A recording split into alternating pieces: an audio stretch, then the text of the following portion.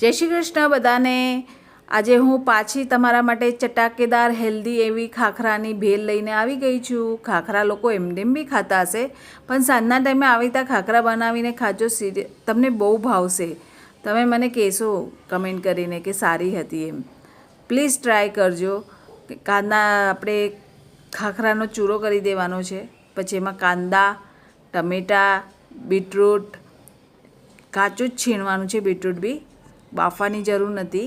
ગાજર બી કાચું છીણી લેજો, અત્યારે ગાજર સરસ આવે છે તો મજા આવશે ખાવાની।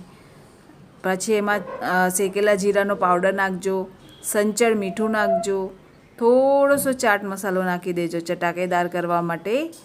પછી આપણી ફુદીનાની કોથમીરની ચટણી ઢીલીવાળી નાખજો। તમને મીઠાશ પસંદ હોય તો મીઠી ચટણી બી એડ કરી નાખજો। અમે તો ખાતા નથી એટલે અમે યુઝ નથી કરી, તો તમે કરી શકો છો।